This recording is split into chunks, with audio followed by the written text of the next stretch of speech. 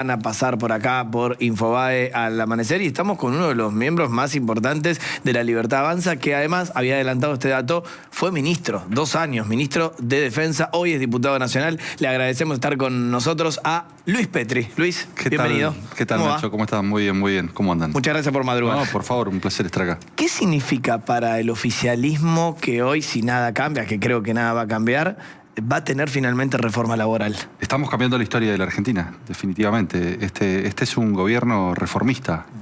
Lo dijimos desde el principio, aún sin mayoría en el Congreso. Buscamos consensos, los logramos el primer año. Fíjate que salió la ley Bases, que fue trascendental, fue muy importante, fue un gran paso.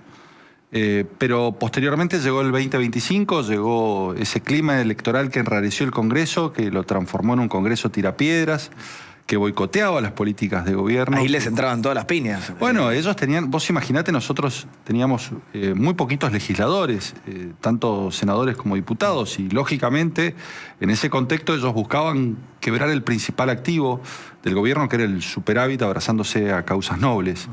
Y nosotros lo repetíamos y lo dijimos durante toda la campaña. Es imprescindible no volver atrás y el acompañamiento de la gente a este gobierno. Y esto es lo que se logró en las elecciones de octubre del año pasado, y esto es lo que está permitiendo que hoy el Congreso debata temas pendientes, pero de hace muchísimo tiempo. ¿Sos de los que te sorprendió, ya que lo nombraste, esa contundente elección de Javier Milei en octubre del año pasado, teniendo en cuenta que justo no venía Milei quizá del mejor momento incluso legislativo, y el apoyo fue innegable, ¿no? A ver, a mí no me sorprendió, yo vengo de Mendoza, yo soy de Mendoza, fui candidato, vivo en Mendoza, y la verdad que el acompañamiento de los mendocinos es maravilloso. Al presidente, a sus políticas, a su gobierno. Mendoza, yo digo, es la capital nacional de la libertad, porque es donde se obtuvo el principal triunfo, pero además por su historia, porque allá en Mendoza se gestó el Ejército de los Andes, que termina liberando medio continente, con lo cual los tucumanos tienen la capital de la independencia y nosotros los mendocinos la capital de la libertad. Y esa capital de la libertad se actualiza con esta adhesión que existe por parte de la ciudadanía a las políticas de gobierno, y en donde recibió un contundente apoyo. Digo, ha sido un respaldo mayoritario que nos da impulso para plantear esta agenda. Pensá que la reforma laboral se viene discutiendo desde hace muchísimo tiempo. Cambió el mundo del trabajo, desaparecieron muchísimos trabajos y actividades, y sin embargo hay un sector del sindicalismo, amplio por cierto, que se resiste a dar esa discusión, a dar ese debate. ¿Esas quejas que recibieron con respecto al proyecto de reforma laboral les hicieron cosquillas? Lo que se planteaba, por ejemplo, el principal argumento es: no se va a ampliar el trabajo registrado por una reforma como esta. Pero es que es una de las condiciones y requisitos para que se amplíe el trabajo registrado. Vos pensás que en los últimos 20 años los que defienden estas leyes laborales son los mismos que nos trajeron hasta acá. ¿Y cuál es el cuadro de situación? Vos tenés que desde hace 20 años crecen los planes sociales en la República Argentina, han crecido exponencialmente, empezaron siendo 200.000 los planes trabajar en el país. Crece el empleo público, y ese empleo público particularmente ha crecido en las provincias pobres. Esto es, dentro del empleo público pasamos de tener 2 millones y pico de personas empleadas en la administración pública a más de 3. Este gobierno ha reducido el empleo público. Pensemos que son más de 60.000 los puestos de trabajo que no tenían funciones específicas. Digo, que estamos hablando de los famosos ñoquis de la cámpora, por graficarlo de alguna manera, que hemos reducido el Estado y el gasto público a partir de esa reducción del Estado. Pero no ha ocurrido eso en las provincias. El 66% del empleo público es provincial, y en donde en muchas provincias hay más empleados públicos que privados. ¿Pero hay margen para seguir ajustando? Pero por supuesto que hay margen. Claro, hay margen para seguir achicando el Estado. Vos pensás que... No cambiaron motosierra por bisturí. Pero vos ustedes piensen lo siguiente: cuando nosotros asumimos el gobierno, la participación del gasto público en el PBI era del 42%. Ya le hemos bajado al 30%, y tiene que seguir bajando el gasto público, y a partir de allí la reducción de impuestos va a ser posible. Entonces, un Estado más chico, más eficiente. Pero volvemos al tema laboral. Crecía el empleo público, crecían los planes sociales y crecía el empleo informal. Llegó a ser el 43%, es el 43%. Cuando yo veo a los sindicalistas que en la República Argentina cuestionan, por ejemplo, el fraccionamiento de las vacaciones, o el banco de horas que actualmente rige muchas actividades, porque esto es importante decirlo. Hay cuestiones que no se dicen. Petroleros tiene banco de horas, porque ellos trabajan por ciclos, 14 días frente a 14 días en donde vuelven a sus casas. Que tiene que ver con la proximidad o la lejanía de su lugar de trabajo con su residencia y con su hogar. Hay otras actividades que tienen banco de horas y hay otras actividades que necesitan, por su estacionalidad, contar con bancos de horas. Por ejemplo, las bodegas en Mendoza. Pero ahí el miedo fue extender ese régimen a todos, teniendo en cuenta que por ahí la relación entre empleador y empleado nunca es que vas a pagar, ¿no? Bueno, una de las cosas que se decía, fíjate, las falacias que se decían respecto de esta ley. Se van a eliminar las horas extras. ¿No? Y no se van a eliminar las horas extras.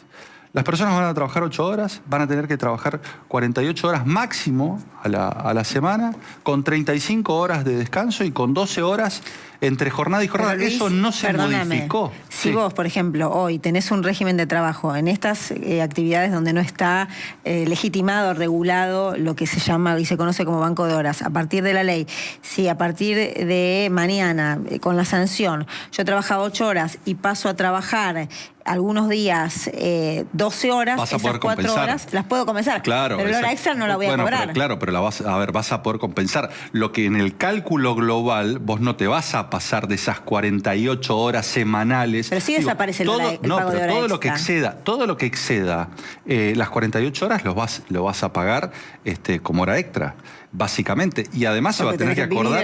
Y además se va a tener que acordar entre empleador y empleado. Digo, este es el punto. Y le va a dar, esto es lo que no se dice muchas veces, le va a dar la posibilidad al empleado, por ejemplo, para que tenga una media jornada para hacer trámites personales, por ejemplo, para que pueda aprovechar fines de semana largo, cortando un viernes o haciendo home office un viernes y cortando para irse con su familia. Tiene sus ventajas esta posibilidad de que el empleador organice el trabajo de acuerdo a la demanda efectiva que existe, teniendo en cuenta que hay trabajos que tienen picos de demanda en determinados días o en determinadas porciones del mes, y a partir de allí que el trabajador... Pero Luis, sí. yo entiendo lo que vas y entiendo lo que vos marcás como... ¿Cuánto trabaja una persona diariamente? 8 horas. 8 horas. ¿Cuántos días? 6 días. Sí. ¿Eso cuánto te da? 48 horas. Sí. Todo lo que excede esas 48 horas lo vas a pagar en horas extras. Ya sé, pero lo que yo te digo es, por ejemplo, si yo trabajo hoy 8 y 2 de horas extras, que los termino cobrando, ahora esas 2 horas extras que las termino cobrando, las voy a compensar, no las voy a cobrar. A ver, no necesariamente, porque si vos todos los días trabajás 8 horas y 2 días trabajás 2 horas extras, vas a cobrar 4 horas extras al mes. Claro, pero si tengo que superar la legalidad de las 48. Te las están devolviendo. El banco de horas lo que te permite es que el empleador te devuelva las horas. Entiendo el régimen, lo que digo es que me parece que va a tender a que ese plus de hora extra, que para algunos es parte del salario, en algunos casos no, porque cobrar. se van a seguir pagando horas extras. Lo que lógicamente existe la posibilidad de compensar. Luis, en la revisión de lo que es la reforma laboral, con algunos retoques, ¿considerás que es la ley perfecta? ¿La ley que Milei buscaba? Perfecta no. A ver, y además el mercado laboral es tan dinámico que esto nos tiene que obligar a que existan revisiones y evaluaciones respecto a la ley. Es la ley posible, es la ley que este Congreso te permite sancionar conforme a las mayorías que hoy tenés. Luis, pero es una ley que probablemente después termine en la justicia. La CGT anticipó que vaya a la justicia. ¿Cómo ven eso? Pero siempre las leyes terminan en la justicia. Es casi un tránsito casi natural. Mira, yo fui autor de la ley que prohibía las salidas transitorias y la libertad condicional. Se sancionó en el 2017, el kirchnerismo la votó en contra. Esa ley, por ejemplo, prohibía que asesinos, violadores recuperaran la libertad anticipadamente y obligaba el cumplimiento completo de la condena. Esa ley se judicializó. Hasta el año pasado estuvo judicializada la ley que la Cámara de Casación Penal en fallo plenario 9-2 declaró que la ley es constitucional. Y fíjate, tuvo un devenir en la justicia. Los especialistas en materia laboral dicen y son conscientes de que va a tener un año de conflictividad donde la justicia, año y medio, donde la justicia en definitiva va a tener que resolver sobre Pero los puntos. no les preocupa ese paso. No nos preocupa en absoluto, porque la ley es constitucional, es absolutamente necesaria y es totalmente razonable. Recordamos que estamos con Luis Petri, que fue ministro de Defensa. Ya nos vamos a meter seguramente con algún tema de esa índole. Hoy es diputado Diputado Nacional. En esa misma silla hace unos días estuvo Germán Martínez del peronismo o Miguel Ángel Pichetto. Estamos tratando de recibir a todos. ¿Qué cambió en la sociedad argentina para que hoy, porque va a pasar, haya reforma laboral? Te digo por qué, porque algunos dicen, es el desinterés de la enorme cantidad de argentinos que no están registrados, y otros dicen, no, cambió profundamente la República Argentina y muchos se dieron cuenta que esto era necesario. ¿Qué pensás? Es que, fíjate, estamos hablando del 43% de los trabajadores en la informalidad que no están registrados. No registrados, sí. Más aquellos que están registrados y lo están de manera defectuosa. Digo, que en definitiva no están categorizados conforme deberían estar categorizados, que los tienen registrados con media jornada y cumplen jornada completa. Digo, hay situaciones grises. Eso es lo que cambió. Y cuando vos decís 43%, no lo decís sobre los 6.3 millones de trabajadores registrados asalariados, una cifra que no se modifica desde hace 15 años. Lo decís sobre 22 millones de trabajadores. Que es la población económicamente activa. Quiere decir que vos tenés por lo menos 9 millones de trabajadores entre autónomos y asalariados no registrados y en la informalidad, que no tienen banco de horas, que no tienen derecho a vacaciones, que no tienen sueldo anual complementario, que no tienen hora extra, que no tienen ningún tipo de derecho, que no tienen RT. Digo, entonces es absolutamente necesario. Digo, con un mercado laboral que viene cambiando aceleradamente por el avance de las telecomunicaciones. Ustedes piensen, lo hablábamos el otro día, tenemos una ley laboral de la época de Entel. En la República Argentina, en donde existía el operador telefónico. No sé si ustedes se acuerdan. Fíjense todo lo que pasó en el medio.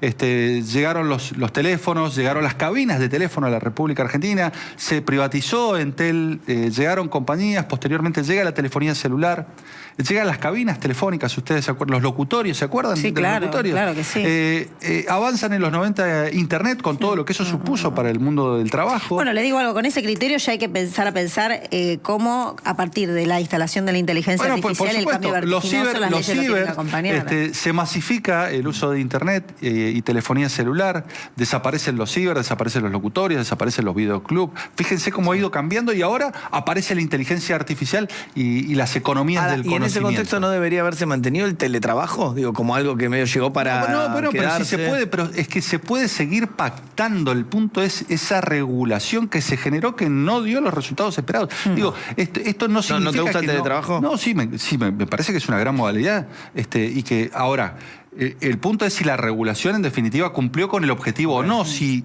lo permitió o no lo permitió. Por momentos pareciera que hay exceso de regulación que termina asfixiando las posibilidades concretas de dar trabajo. Y la otra cuestión, digo, pensemos en los puntos centrales de la reforma. ¿Qué busca la reforma? Generar empleo. El empleo, lógicamente, reclama y requiere de una herramienta como es una norma laboral acorde con los tiempos y requiere que la economía crezca. La economía viene creciendo y esta reforma laboral tiene que acompañar ese crecimiento. Pero también necesitas que se formalice el empleo y tomás medidas para esto. Y lo otro que necesitas es dar certeza y seguridad jurídica.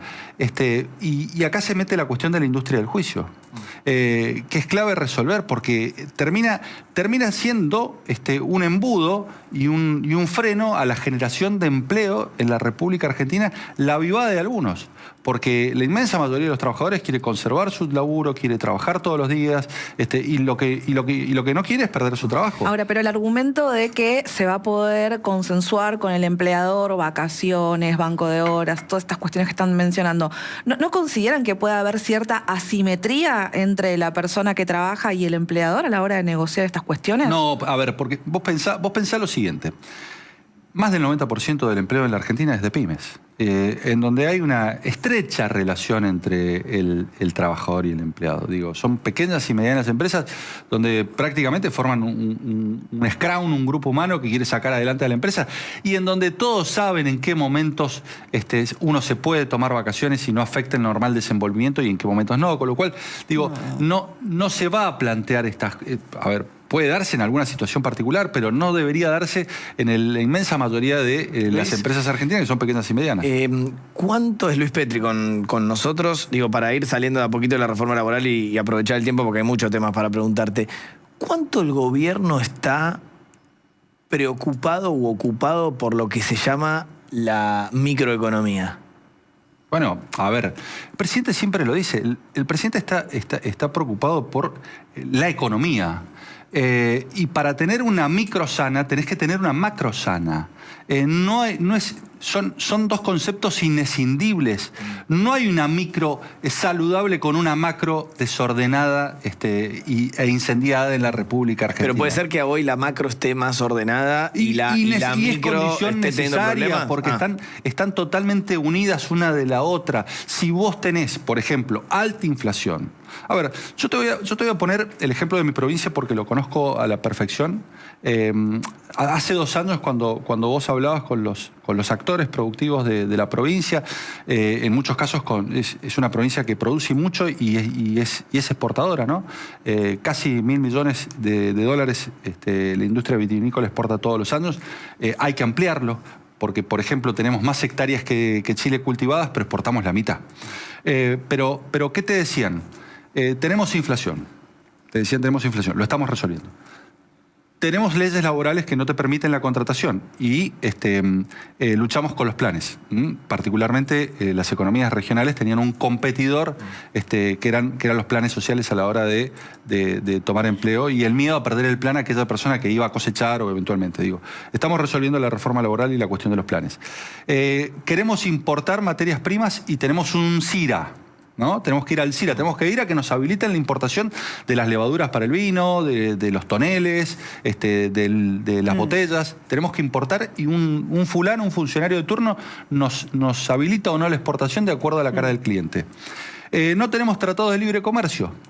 Esto nos decían, Chile ingresa, por ejemplo, en México sin aranceles o en China sin aranceles y Argentina, la verdad que comercia con muy poquitos países del mundo sin aranceles. Ahí lo estamos resolviendo. Te peleo un poco. Todo eso, perfecto. Yo te lo recontratomo, pero si la gente toma menos vino. Bueno, pero el por consumo ahí va, ¿no? Bueno, ahí está. Bueno, vamos por parte. Salimos a vender los vinos y tenemos el impuesto país.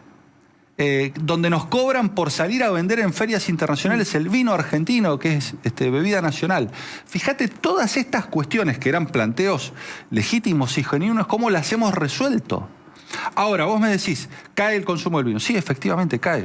Pensemos que en el 2000 se tomaban 32 litros de vino per cápita y hoy se toman apenas 15 o 14, depende cómo lo midas. Pero es un problema mundial. Es un problema mundial de caída del consumo, de preferencias del consumidor. Ahora, te cambio el foco. Yo te preguntaba por esto y es interesante realmente la charla y el tono que estamos teniendo. Porque, por ejemplo, cierra FATE.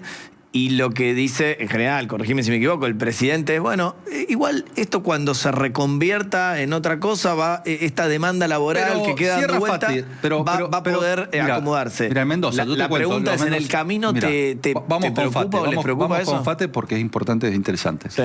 En Mendoza, los mendocinos que podían se iban a Chile, porque conseguían las cubiertas 2 o 3 veces más baratas y se venían con las cubiertas colocadas.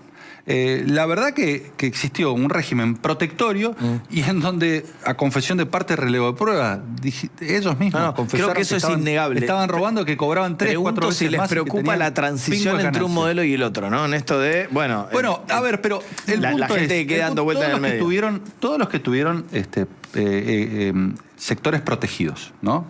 ¿Desde hace cuánto que los tienen? Más de 20 años, algunos hasta 70 años. Estamos hablando de que hay sectores de la economía que han vivido protegidos. Esos sectores que vivieron con mercados cautivos, con un mercado cautivo, que le hicieron pagar a los argentinos 2 o 3 veces más de lo que salía en el exterior, creo que han tenido el tiempo necesario para ir reconvirtiéndose. El sector de los neumáticos, que ganaba 3, 4 veces más que neumáticos que venían del exterior y que no se dejaban ingresar, o que salían 3 veces más que esos neumáticos. Tuvieron el tiempo para ser competitivos. Bueno, ahora, Luis, está claro lo que vos marcás desde el lado empresarial, desde el lado de FATE empresario.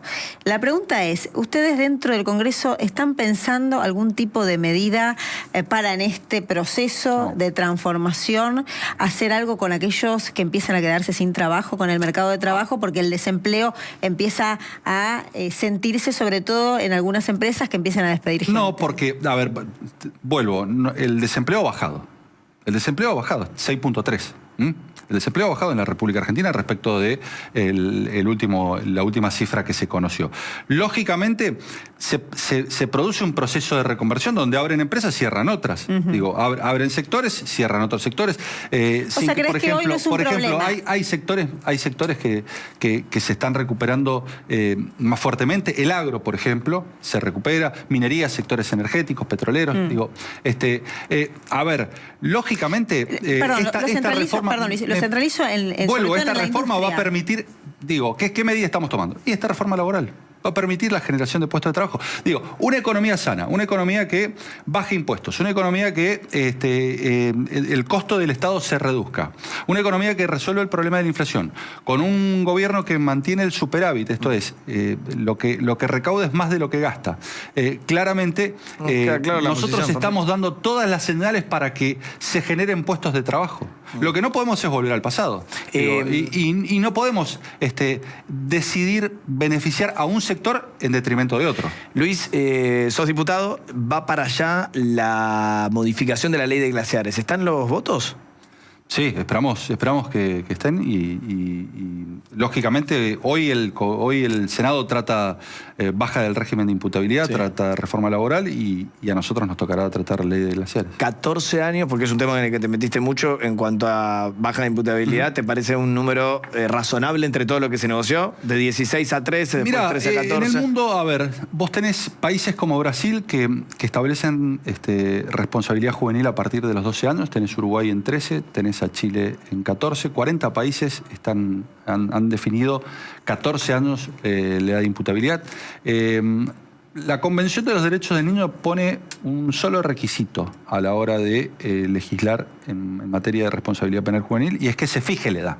Esto es, cualquiera sea la edad que vos pongas, que la fijes por ley. ¿Para qué? Para que justamente se determine con precisión a partir de qué momento la persona puede ser juzgada. Nosotros habíamos propuesto 13 en el proyecto original. Lo cierto es que a partir de esa edad la persona tiene comprensión del hecho que realiza, pero más allá de eso, de ese supuesto que plantea la ley, que presume que la persona tiene comprensión de la criminalidad del acto que comete, el juez en el caso concreto lo tiene que evaluar. Y si el juez en el caso concreto determina que esa persona fue consciente de que iba a matar y aceptó las consecuencias, tiene que ser juzgada. Porque de lo contrario, lo que se consagra es la impunidad. Esto es, una víctima va a reclamar por ese familiar que le fue arrebatado por un homicidio violento que fue planificado y se encuentra con las manos vacías, porque el juez le dice no lo podemos juzgar porque esta persona es inimputable. Y no lo podemos tratar tampoco, porque la ley no lo permite actualmente. Esto es lo que no dicen. El sistema fracasa todos los días, el régimen penal juvenil. Y lo tenemos desde 1980. Y no hay posibilidad de que esa persona se evite la escalada criminal de esa persona. ¿Por qué? Porque esa persona, el primer acto delincuencial que comete no es el homicidio. Es verdad. Seguramente cometió delitos de bagatela, seguramente cometió delitos de daño, seguramente cometió delitos de lesiones, empezó por los hurtos, continuó con los robos, hasta que salió de caño, como le llaman en la jerga, y terminó matando. Ahora, ¿dónde estuvo el Estado para cortar esa carrera criminal precoz de esa persona que debió comenzar con el problema de las adicciones, que seguramente ese problema de las adicciones trajo el abandono escolar y que seguramente ese problema de adicciones fue agravando la situación y lo llevó a tener que robar para financiarse su adicción? ¿Es verdad que Javier Milei tiene en gatera cerca de 50 reformas más? Bueno, ahora va a hacer anuncios y sí. Este domingo, en el Congreso. Va a hacer anuncios en el Congreso. Y sí, sin lugar a dudas, hay muchas reformas que seguramente van a venir al Congreso y se van a discutir. Bien. Con todos los que vienen, sobre el final nos reímos un poco. Hablamos del mate y que no le gusta el mate en el Congreso, por ejemplo, con Miguel Ángel Pichetto. Lo mostramos a Martín Menem en el gimnasio, ¿no? Y así podemos seguir. Bueno, eso es lo menos grave. A mí no me gusta que desenchufen los micrófonos. Esas cosas me parecen gravísimas. Te toca a vos. Quiero compartir en pantalla, y le voy a relatar a los que están en la radio, un video que fue muy viral en su momento, que es Luis Petri, ministro de Defensa, convertido en Top Gun, tipo la película famosa. Esto es inteligencia artificial, creo que no sos vos arriba de un F-16, ¿no? Cuando ves estas cosas, ¿qué te pasaron? Bueno, la verdad que nosotros, yo tuve el honor de acompañar al presidente Javier Milei durante 2 años Sí, al frente del Ministerio te ves de igual Defensa, en el video, ¿eh? donde respaldamos, reivindicamos a las fuerzas y las equipamos. Y parte de ese respaldo y ese equipamiento tiene que ver con la adquisición más importante de los últimos 40 años, que son los F-16, que supone un salto tecnológico de por lo menos 30 años y que nos permite estar con las principales potencias del mundo. Ahora hay un contrato en el exterior para entrenar a los pilotos, Sí, ¿eso sí, estaba sí, sí. estipulado? Exactamente, sí, estaba estipulado. Así como estuvo estipulado que los aviones se adquirían a Dinamarca, que el sistema de armas iba a Estados Unidos, que el sistema de guerra electrónica iba a empresas de Israel, también estaba estipulado. Pensé que le ibas a preguntar por River. Por River, bueno, Es una gran pregunta, ¿eh? Toda tuya. Bueno, ¿Lloraste ayer? Bueno, muchos hinchas lloraron la sí, salida de por Gallardo. supuesto. No, yo no lloré. Yo soy del Chacarero de San Martín y de River. Pero lógicamente, uno le duele este momento de River, pero sabemos que somos un club que siempre está para pelear campeonatos y ganarlos. Bien, es un buen título. Petri, 2 puntos, yo no lloré. ¿No? ¿Te gusta Coudet como probable técnico? Sí, me gusta. Sí, la verdad que, a mí me gustaba el muñeco, la verdad que lo que hizo en su primera gestión en River fue increíble. Digo, no ha habido técnico tan ganador como el muñeco o la Bruna, digo, pero nos dio mucho a los hinchas de River y estamos eternamente agradecidos con. Hemos hablado no 1, ni 2, ni 3, muchísimos temas con el exministro y hoy diputado nacional de la Libertad Avanza, diputado oficialista Luis Petri, a quien le agradecemos mucho, No, de verdad, gracias a ustedes. por Un estar placer. y obviamente será hasta la próxima. Lo habíamos prometido, ya que estamos hablando de River, hay que hablar